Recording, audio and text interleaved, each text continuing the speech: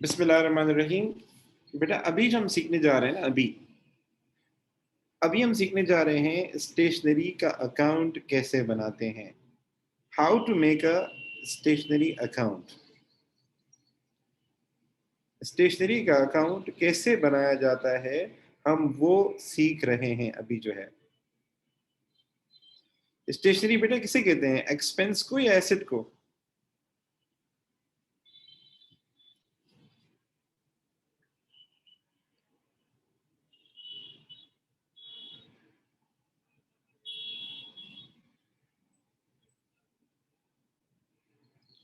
तो stationery depend करता है।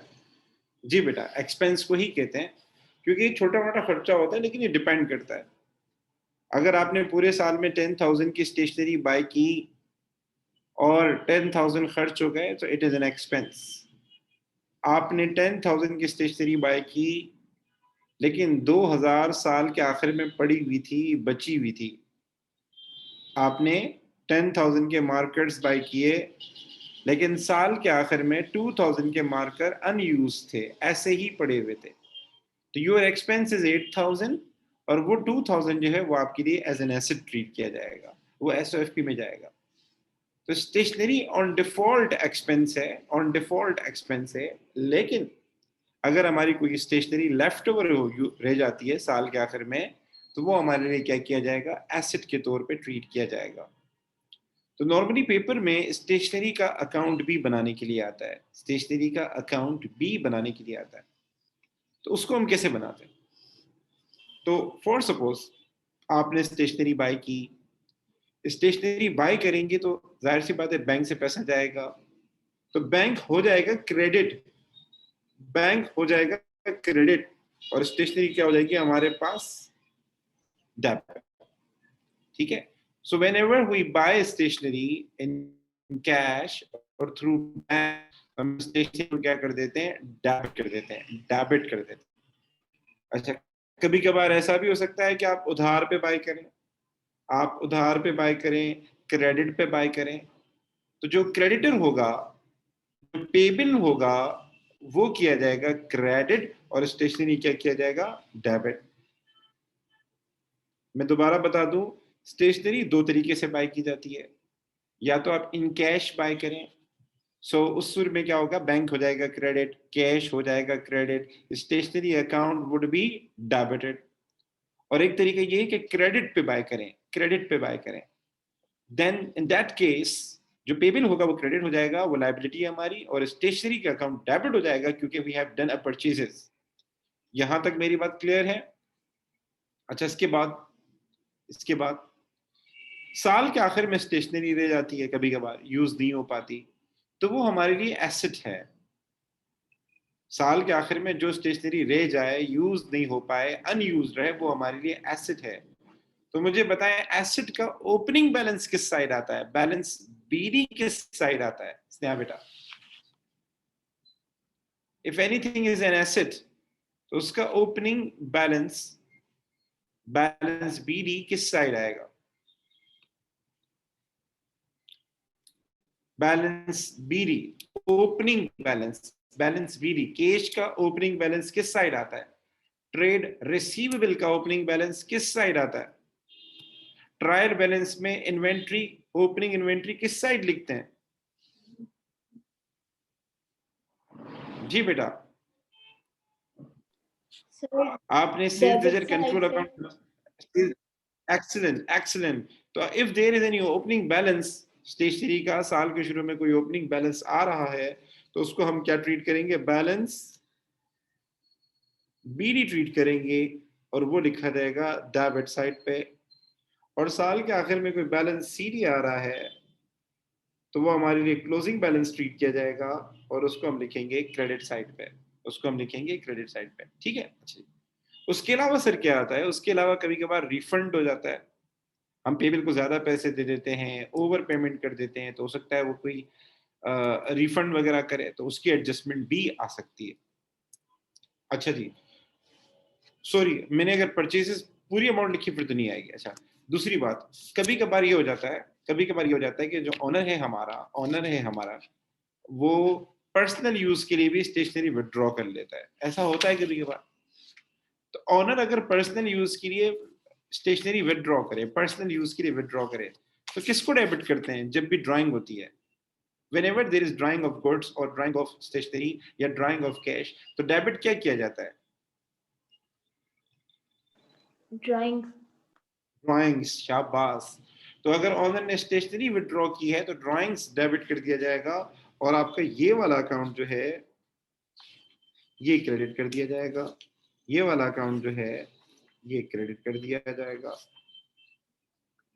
बेटा कब ये आएगा? ये एडजस्टमेंट के तौर पे आएगा। जब आपका ऑनर जो है ना कोई भी स्टेशनरी विड्रॉ करे तो एज एन एडजस्टमेंट यहाँ पर आएगा।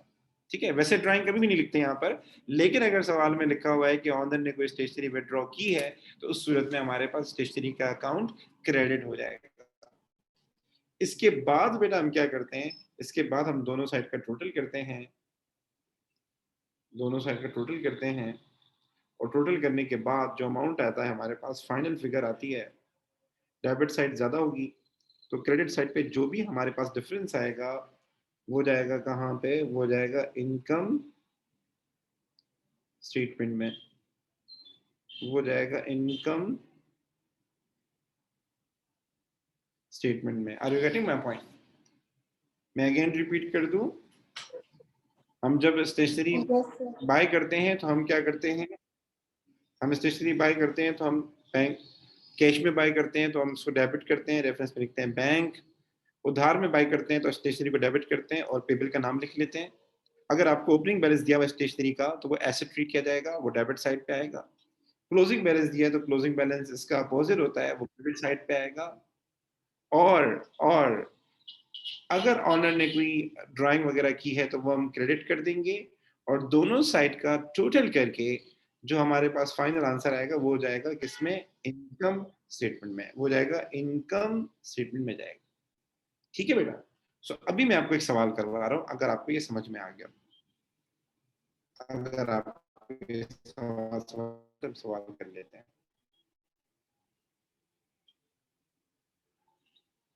ये हमारे पास एक सवाल है क्या नाम से, ठीक है, ऊपर इसका डेटा गिवन है। कह रहा है Katie is a trader, she maintains a full set of accounting records.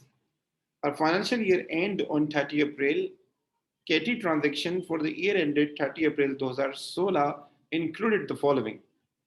ठीक है, अच्छा इसमें ओपनिंग बैलेंस भी है, लेकिन ओपनिंग बैलेंस इसने नीचे लिखा हुआ है, ये देखना, ओपनिंग बैलेंस इसने खुद से नीचे लिखा हुआ है 182 स्टेशनरी का अकाउंट। ठीक है, तो उसने लिख के दिया हुआ है। अच्छा अब आते हैं, हमें एंट्रीज करनी है, we have to do entries. सबसे पहले आते हैं पेड कैश फॉर स्टेशनरी। क्या करेंगे बेटा इसका? You can tell me in chat also, जरूरी नहीं आप वॉइस नोट में बताएं। स्टेशनरी के अकाउंट को क्या करेंगे? बी क्विक बेटा, डेबिट करेंगे या क्रेडिट करेंगे?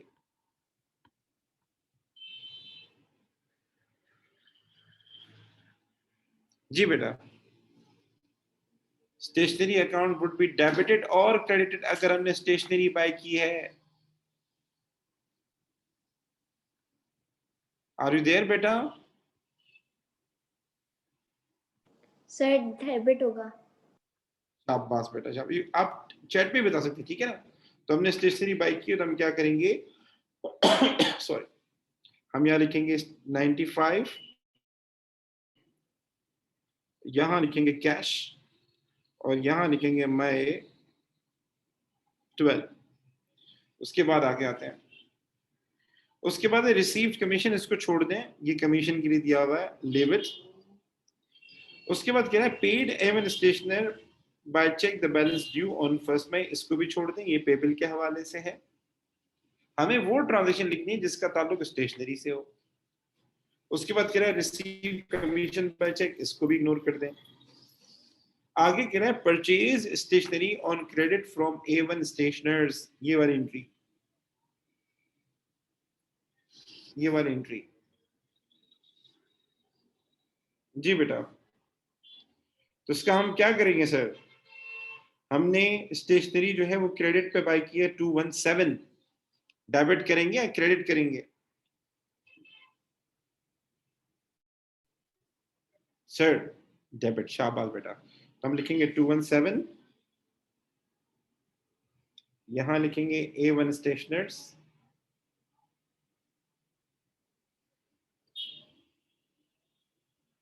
और डेट आ जाएगी हमारे पास नवंबर 30।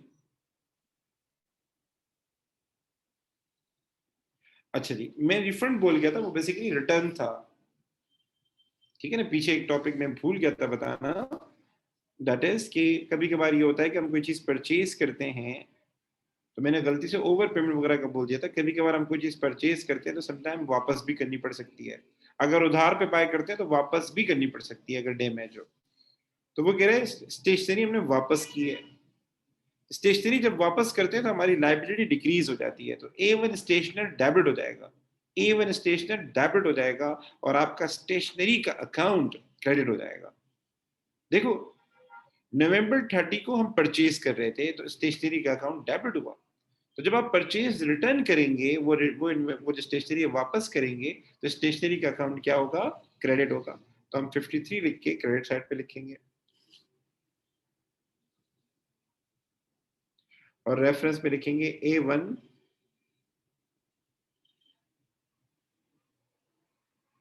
स्टेशनर्स, और ये हो जाएगा दिसंबर 6। ठीक है बेटा। अच्छा, इसके बाद आते हैं, इसके बाद बोला है साल के आखिर में हमारी स्टेशनरी आ रही है 196, साल के आखिर में, यानी it's your closing balance, it's your closing balance. कहां लिखेंगे बेटा? शाबाश बेटा, हम बैलेंस सीडी के तौर पे इसको, बैलेंस सीडी के तौर पे लिखेंगे क्रेडिट साइड पे, और 196 लिखेंगे, और डेट लिखेंगे अप्रैल 30। आई होप कि यहां तक बात क्लियर होगी। अच्छा, अब क्या करेंगे बेटा? अब हम ये करेंगे कि दोनों साइड का टोटल किया जाएगा, दोनों साइड का टोटल किया जाएगा। ये हो जाएगा 182 प्लस 95 प्लस 217, ये हो जाएगा 494 if I am not wrong. ये हो जाएगा 494, और उसमें से माइनस कर देंगे 53, माइनस कर देंगे 196, ये हो जाएगा 245, ये हो जाएगा 245, और उसके रेफरेंस में लिख दूंगा इनकम,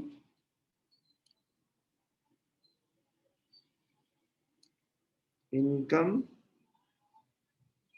स्टेटमेंट, ठीक है ना। और डेट कौन सी आएगी? अप्रैल 30। यहां तक बात क्लियर है मेरी? Is it clear to you all? Yes, sir.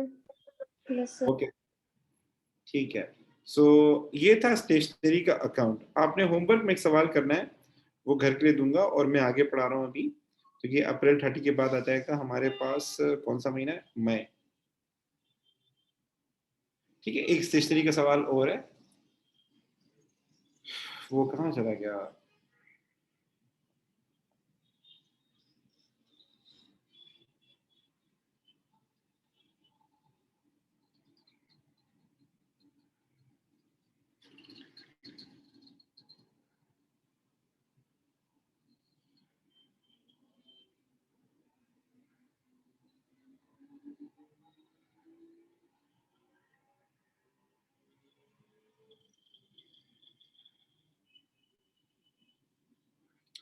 चले, ये एक सवाल है, ये कर लेते हैं। ये बड़ा प्यारा सवाल है। अच्छा, ये स्टेशनरी का सवाल तो नहीं है, पर ये सवाल उसका है, आपका एक्सपेंस का सवाल है। ठीक है, इस सवाल को बता कराने से पहले एक चीज बता दूं आप लोगों को। देखो, मैंने आप लोगों को जो समझाया अभी तक, ये फॉर्मेट था अकाउंट का ना, मैंने बताया था आप लोगों को लास्ट टाइम जो है, ये फॉर्मेट करवाया था।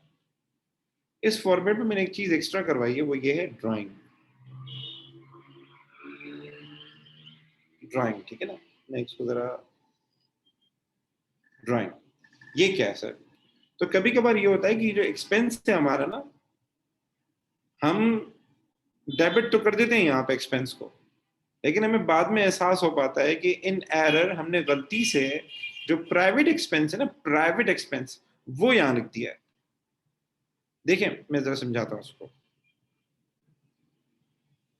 अगर ऑनर बिजनेस से पैसे विड्रॉ करता है कि अपने घर का खर्चा पे करना चाहता हूँ, घर का खर्चा पे करना चाहता हूँ, तो होना ये चाहिए कि हम ड्राइंग को क्या करें, डेबिट करें। ऑनर अगर कोई प्राइवेट एक्सपेंस पे करने के लिए पैसे निकाल रहा है तो ड्राइंग डेबिट हो जाएगा और बैंक क्रेडिट हो जाएगा। फॉर सपोज ऑनर ने बैंक से पैसे निकाले टू पे प्राइवेट हाउस रेंट, ठीक है, उसको जो भी पे करना था उससे हमें मकसद नहीं है। तो अगर वो बिजनेस से पैसे विड्रॉ करेगा फॉर प्राइवेट यूज या इन ऑर्डर टू पे प्राइवेट एक्सपेंस या इन ऑर्डर टू पे पर्सनल एक्सपेंस, तो उसकी एंट्री ये होगी, ये वाली। लेकिन हमारे अकाउंटेंट ने क्या किया, गलती से रेंट अकाउंट को डेबिट कर दिया और बैंक को क्रेडिट कर दिया। अब मुझे बताएं, बैंक को तो चलो क्रेडिट करना ही था, उसने बैंक को क्रेडिट किया, लेकिन ड्राइंग को डेबिट करना था तो ड्राइंग की जगह पे उसने रेंट को डेबिट कर दिया। ठीक करने के लिए क्या करेंगे, ड्राइंग की जगह पे ड्राइंग बढ़ाने के बजाय उसने रेंट बढ़ा दिया, बिजनेस का रेंट बढ़ा दिया जो कि नहीं बढ़ाना था। ठीक करने के लिए क्या करना चाहिए, अब किसको डेबिट करें किसको क्रेडिट करें। हम अकाउंट्स के अंदर ये नहीं है कि चीज मिटा देते हैं, ऐसा कुछ नहीं होता। अगर आपने एक ट्रांजेक्शन रिकॉर्ड कर ली तो मिटा नहीं सकते। अगर आपने गलती से डेबिट कर दिया है तो अब उसको क्रेडिट कर देंगे, अगर क्रेडिट करना था तो हम डेबिट कर देंगे, और गलती से क्रेडिट कर दिया है तो डेबिट कर देंगे ताकि वो कंपनसेट हो जाए। सो गाइस चैट के अंदर बताएं क्या करना चाहिए, बी क्विक गाइस। सर आप सवाल रिपीट करने प्लीज। ठीक है, ओके। महाबेटा आर यू देयर? जी सर।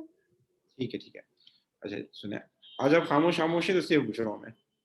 देखो हमें ड्राइंग को डेबिट करना था, हमने ड्राइंग को डेबिट नहीं किया और उसकी जगह पे जाके रेंट को डेबिट कर दिया। करना ड्राइंग को था, उसकी जगह पे रेंट को डेबिट करके आ गए। ठीक करने के लिए क्या करना चाहिए, वैसे दिमाग से सोचे, आई नो आपने एरर नहीं पढ़े, आपका दिमाग क्या कहता है क्या करना चाहिए ठीक करने सर के लिए। रेंट में से वो अमाउंट माइनस कर देंगे। मतलब माइनस तो नहीं करेंगे, हम क्रेडिट कर देंगे उसको। हाँ माइनस तो नहीं कर क्रेडिट सकते, हम उसको क्रेडिट कर मतलब देंगे। क्रेडिट ही कर देंगे। हम रेंट को क्रेडिट कर देंगे ताकि वो कंपनसेट हो जाए और ड्राइंग और को ड्राइंग को डेबिट।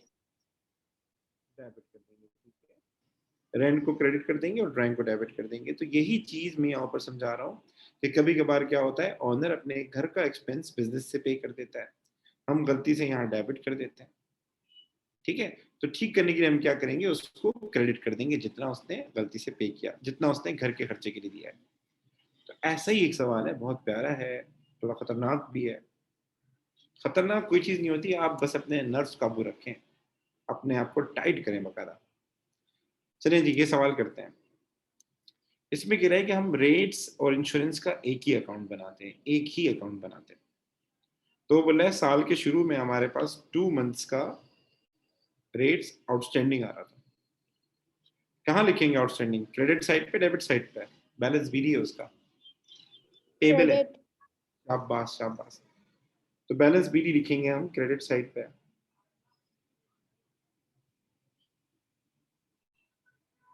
800, और डेट हमारे पास कौन सी है, 1 अगस्त,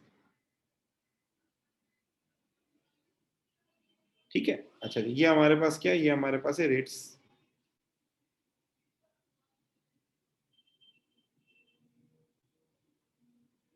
अच्छा जी आगे चलते हैं।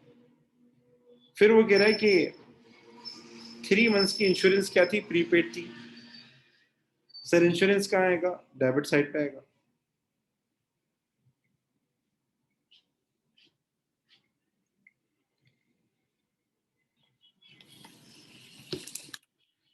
$570।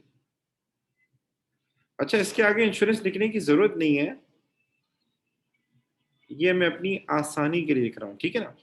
जरूरत नहीं है, वैसे आप लोग परेशान नहीं हो कि अगर लिखेंगे तो ये हो जाए, ऐसा कुछ भी नहीं है। ठीक है, अच्छा जी, इसके बाद आगे चलते हैं। आगे कह रहा है during the year ended 31 July 2018 the following payments were made by cheque. Rates for 13 month to 30 June 2018 5200। हमने रेट्स पे किए थे 5200। उसने हाँ बेटा चैट में बताया क्या करेंगे इसके साथ, डेबिट करेंगे या क्या करेंगे इसके साथ? जितने भी रेट्स पे किए हो, मैंने क्या बताया था, जितना भी एक्सपेंस पे किया हम क्या करते हैं नॉर्मली? सर हम डेबिट करते हैं। शाबाश शाबाश, 5200, सॉरी 5200 डेबिट हो जाएगा।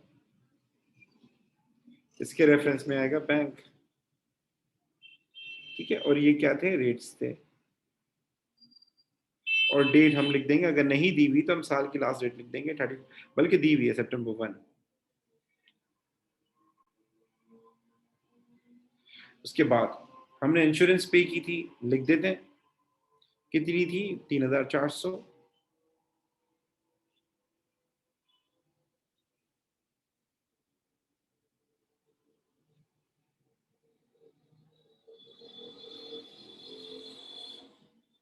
और डेट हमारे पास है November 1, ठीक। अच्छा जी, यहां तक बात क्लियर है मेरी सबको? Is any problem in this? No नहीं। सर। ओके ओके, अच्छा जी, अब आगे चलते हैं। ये वर्ड ट्रांजिशन पढ़ें और बताएं क्या करना चाहिए मुझे। कह रहे हैं हमने जो इंश्योरेंस पे की थी ना, उसमें प्राइवेट इंश्योरेंस भी शामिल हो गई है गलती से। जो हमने इंश्योरेंस पे की थी उसमें प्राइवेट इंश्योरेंस भी गलती से शामिल हो गई है। सर जी, सर इसमें मेरे हिसाब से ड्राइंग्स को हम डेबिट कर देंगे और इंश्योरेंस को क्रेडिट कर देंगे। हाँ ऐसे ही करेंगे। हमारे पास जो ये हम बना रहे हैं इंश्योरेंस का अकाउंट, ड्राइंग का अकाउंट नहीं बना रहे, तो हम इंश्योरेंस के अकाउंट को कर देंगे क्रेडिट, ठीक है ना बेटा? तो हम लिख लेते हैं यहाँ पे लिख लेते हैं। हमारे पास कितना अमाउंट है, 1000 का अमाउंट है। हम 1000 यहाँ लिख देते हैं और इसके आगे लिख देते हैं ड्राइंग्स, ठीक है। ये गलती से ऐसा हुआ था। और डेट आ जाएगी 31 जुलाई। ये एरर है बेसिकली, उसको करेक्ट किया जा रहा है, ठीक। अच्छा, अब आते हैं आगे, चलते हैं आगे। वो कह रहा है कि अच्छा अब सुनिएगा, अब इसमें बैलेंस शीट ही नहीं गिवन है। तो मैंने पहले ही बताया था जब बैलेंस शीट नहीं दिया होता तो वो फाइंड करना होता है, वो फाइंड करना होता है। तो हमारा साल एंड हो रहा है 31 जुलाई 2018 को। हमारा साल एंड हो रहा है 31 जुलाई 2018 को, ठीक है ना? अच्छा जी, हमने सवाल में जो रेट्स पे किए हैं वो हमने पे किए कब तक, 30 जून 2018 तक पे किए हैं। तो मुझे बताएं कोई बकाया वगैरह हो सकता है, नहीं हो सकता?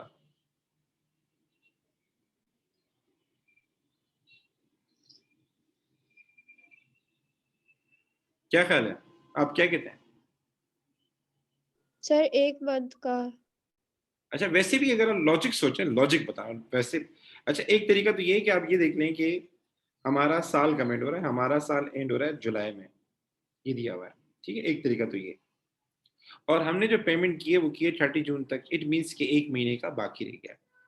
अच्छा, कभी कभार कुछ लोग ये कहते हैं कि sir it's not a regular payment, जैसे रेंट एक रेगुलर पेमेंट होती है, तो हम सबको पता है कि भाई नेक्स्ट मंथ भी देनी थी। तो इसमें फिर एक और तरीका भी है, एक चीज ये भी है, साल के शुरू में आपके ऊपर 2 महीने का रेट्स आउटस्टैंडिंग था। तो अगर आप सही मानों में रेट्स पे करते इस साल, तो 12 + 2 14 महीने का पे करते। और आपने कितने महीने का पे किया है? आपने 13 महीने का पे किया है। यानी 2 पिछले साल के जो बाकी रह गए थे, और 11 इस महीने के, इस साल के। मैं दोबारा रिपीट कर दूं, हमने जो रेट्स पे किए हैं वो 13 मंथ्स के पे किए, और हमारे पास साल के शुरू में 2 महीने बकाया भी था, 2 महीने पिछले साल का बकाया था। तो ओवरऑल हमें 14 महीने का रेट्स पे करना था, हमने 13 महीने का पे किया है, तो इट मीन एक महीने का बाकी है। तो ये थोड़ा कंफ्यूजिंग है, आप छोड़ दें। आप ये देखें कि हमारा साल एंड हो रहा है 31 जुलाई में और हमने पेमेंट की है 30 जून 2018 तक पेमेंट की है। इट मींस 1 महीने का बाकी है। अब वो 1 महीने का फाइंड कैसे करेंगे? तो I told you one method, मैंने बताया था payment divided by total months और मल्टीप्लाई बाय कर दें रिक्वायर्ड मंथ्स। आई होप कि आपको याद आ रहा होगा। ठीक है। सर हम्म। सर इसमें तो मतलब हमें ऑलमोस्ट लाइक 31 जुलाई तक जो पेमेंट मतलब चाहिए ना, 31 जुलाई का भी हमें रेंट चाहिए, तो इसमें रिक्वायर्ड मंथ्स कितने होंगे? रिक्वायर्ड मंथ्स ये होते हैं जो बाकी हैं, मतलब यानी जो रिमेनिंग है आपके, जो आपने नहीं दिए वो। अच्छा सर। ठीक है ना? तो आप देखें, मैं इसको करता हूँ मैं जरा। आपने टोटल पेमेंट की थी 5200 की और it was of 13 months. Divide कर देते हैं 13 मंथ से, मल्टीप्लाई कर देते हैं 1 से, बताएं कितना आया? वैसे भी हम सबको पता है 400 आना है, क्योंकि पर मंथ रेट जो है ना 400 ही बन रहा है इसका। तो ये बाकी था, ये बाकी था, तो ये पेबल है। पेबल है, साल के आखिर में पेबल कहाँ था? पेबल का क्लोजिंग बैलेंस कहाँ था?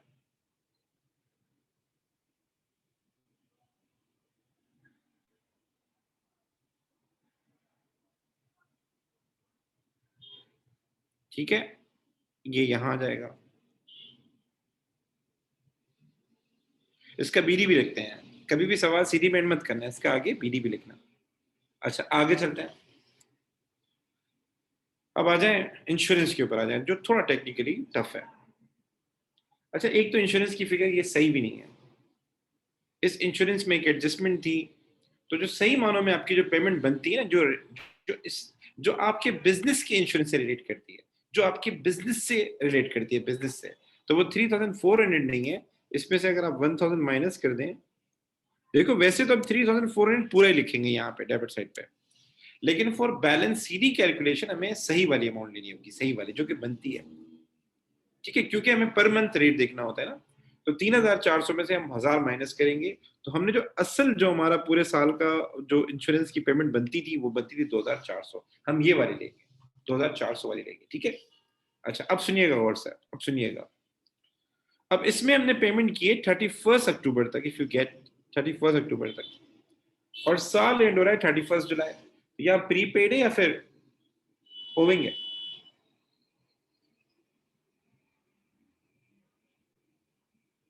Prepaid sir.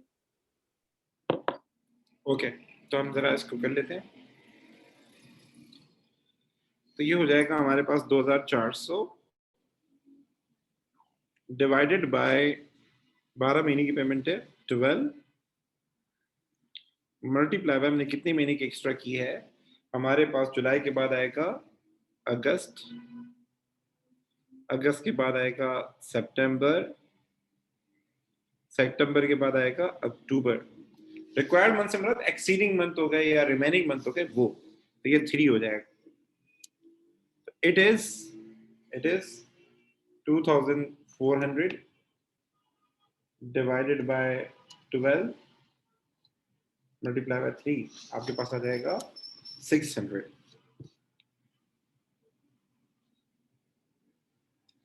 अच्छा, एक मिनट मैं एक चीज भी कंफर्म कर देता हूँ।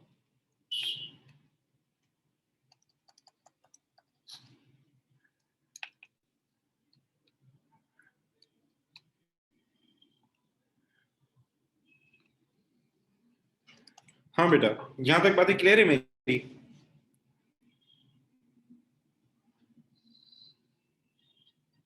जी बेटा, ये 600 आ गया, समझ में आ रहा है? ओके, तो ये हम लिखेंगे कहां पर? ये हम लिखेंगे यहाँ पे बैलेंस सीडी के तौर पे। ये प्रीपेड है, तो प्रीपेड जो आपकी इंश्योरेंस होगी वो कहाँ आएगी? वो क्रेडिट साइड पे आएगी। ठीक है। अच्छा जी, अब क्या तरीका है? अब हम निकाल लेते हैं कि हमारे पास टोटल कितना बनता है। टोटल अमाउंट कितना बनेगा? तो 570 plus 5200 plus 3400 plus 400, if I am not wrong तो ये बनेगा 9570। ये बनेगा 9570 और 9570 में से माइनस करेंगे 600 माइनस 1000 माइनस 800, ये आ जाएगा 7170 7170। ये टोटल अमाउंट है जो इनकम स्टेटमेंट में जाएगी। लेकिन लेकिन एग्जामिनर कहता है कि जब आप कंबाइन अकाउंट बना रहे हो ना, कंबाइन अकाउंट बना रहे हो, तो आप इन दोनों में से अलग कर दें, रेट्स कितना था और रेंट इंश्योरेंस कितनी थी, अलग अलग करके बता दें। तो उसके लिए क्या हम कर लेते हैं अभी अलग। तो पहले मैं हेडिंग देता हूं इनकम स्टेटमेंट।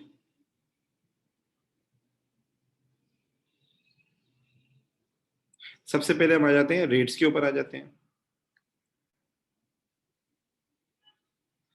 तो ये इसके लिए क्या करना है, सिंपल सा तरीका है। आप आइडेंटिफाई करने के रेट्स में कौन कौन सा अमाउंट जा रहा है। रेट्स में आपका ये अमाउंट जा रहा है 800, 5200 और 400। तो आप डेबिट साइड वाले आइटम प्लस कर दें और क्रेडिट साइड वाला आइटम माइनस कर दें। Like 5200 plus 400 minus 800, you will get 4800। 4800। तो हमारे पास रेट्स में जो अमाउंट जाएगा वो जाएगा 4800। अब आते हैं इंश्योरेंस की तरफ। तो इंश्योरेंस क्या है, इन दोनों का डिफरेंस होगा। ये जो आपका टोटल अमाउंट है 7170 और 4800, इसका डिफरेंस भी होगा। या फिर आप चाहें तो वो अमाउंट जो इंश्योरेंस से रिलेट करता है उसको हाईलाइट कर दें, इसको हाईलाइट कर दें जिसका ताल्लुक इंश्योरेंस से है। तो डेबिट साइड वाले आइटम प्लस कर लें, 570 प्लस 3400 माइनस 600 और माइनस 1000, यू विल गेट 2370। 2370 ये हमारे पास आंसर आ जाएगा। यहां तक बात क्लियर है मेरी? Any issue? मैंने इससे पहले भी कंबाइन अकाउंट करवाए हैं बच्चों को, वीडियोस में अवेलेबल हैं, जो पुरानी वीडियोस हैं वहां से भी देख सकते हैं कि पैटर्न कैसा फॉलो होता है। बट ये एक अच्छा क्वेश्चन था, तंग करने वाला क्वेश्चन था। जी बेटा, any issue? No sir. Okay बेटा। No so sir. देखिए, ट्राई किया करें जितना हम कर सकते हो, जितना हम कर सकते हो। ठीक है, अच्छा जी।